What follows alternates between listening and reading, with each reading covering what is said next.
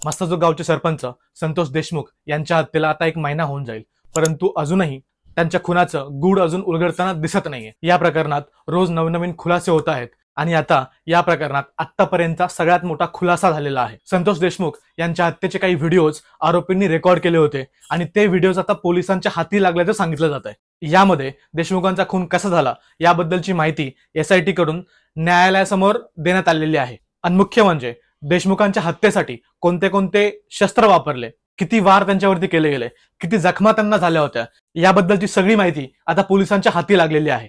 संतोष देशमुख एक निशस्त्र तरुण याला मारण्यासाठी 7 ते 8 लोकांनी धारदार फायटर, धारदार कत्ती, लोखंडी दांडा, क्लच वायर, पांढऱ्या रंगाचा प्लास्टिकचा पाईप, त्यासोबतच 41 इंचाचा गॅस टाकीचा पाईप आणि त्या पाईपची मूठ करून त्याचं हत्यार या गुंडांनी बनवलं होतं।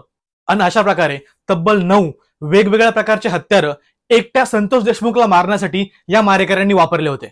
यातील काही हत्यार आणि आरोपींचे मोबाईल जप्त करण्यामध्ये पोलिसांना यश आलेलं आहे।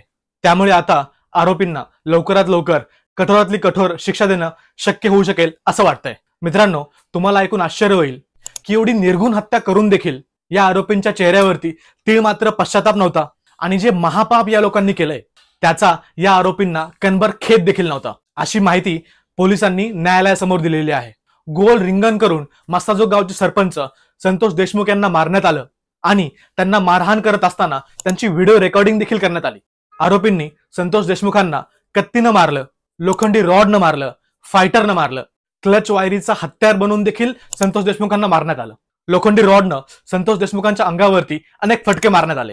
एवढी बेदम मारहाण करताना संतोष देशमुख ओरडत होते, व्याकुळतेने गुंडांसमोर हात पसरवत होते, मला जाऊ द्या, मी माझ्या गावातल्या लोकांना तुमच्याबद्दल काहीही सांगणार नाही, तुमच्या कोणाचंही नाव घेणार नाही, तुम्हाला त्या कंपनीकडून काय न्यायचंय ते न्या, हवं तर ती कंपनीच माझ्या गावातून हलवा, पण मला जाऊ द्या, अशी केविलवाणी विनंती संतोष देशमुख त्या आरोपींसमोर करत होते। परंतु त्या आरोपींच्या हृदयाला पाझर काही फुटला नाही। एवढी अमानुष मारहाण केल्यानंतर संतोष देशमुख यांनी जेव्हा 2 घोट पाणी मागितलं तेव्हा या नराधामांनी त्यांच्या तोंडावरती लघवी केली आणि त्यांना ते मारतच राहिले। 1 नाही, 2 नाही, तर 150 पेक्षा जास्त वार या आरोपींनी संतोष देशमुखांवरती केले आणि तोपर्यंत करत राहिले जोपर्यंत संतोष देशमुखांचा जीव जात नाही, अशी धक्कादायक माहिती भाजपचे आमदार सुरेश धस यांनी दिलेली आहे। अहो, एखाद्या मुक्या जनावराला जरी आपण दगड मारला आणि तो विवळला तरी आपल्या हृदयाला वाईट वाटतं आणि इथे एक जिवंत माणूस ओरडत होता, जीवाचा आकांत करत होता, परंतु या नराधामांना संतोष देशमुखांवरती कीव आली नाही। ही सगळी माहिती समोर आल्यावरती आता संतोष देशमुखांच्या मारेकरांना जामीन मिळालाच नाही पाहिजे आणि या सगळ्या आरोपींना फाशीची शिक्षा झाली पाहिजे असा पूर्ण महाराष्ट्रभरातून आवाज उठतोय। आणि जर हे आरोपी या केसमधून बाहेर आले तर वाल्मिक कराड आणि त्यांचे साथीदार पुढे जाऊन लॉरेन्स बिश्नोई सारखी दहशत देखील निर्माण करू शकतात।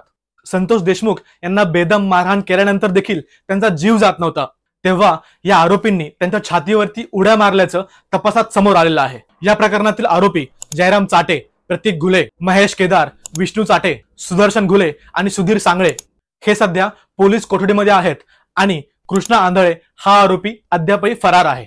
देशमुखांच्या शरीरावरती 56 जखमा आणि 150 पेक्षा जास्त वार या आरोपींनी केले होते असं पोस्टमॉर्टम रिपोर्टमध्ये समोर आलंय आणि देशमुखांना मारताना या आरोपींच्या चेहऱ्यावरती पश्चातापाचा लवशेष देखील नव्हता, हे देखील पोलिसांनी आवर्जून सांगितलं।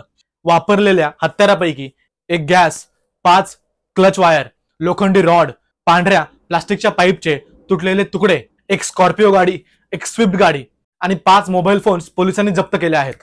आरोपींनी वापरलेले मोबाईल फोन्स, त्यांचे लोकेशन आणि CDRच्या माध्यमातून पोलिसांना अजून धागेदोरे मिळत आहेत।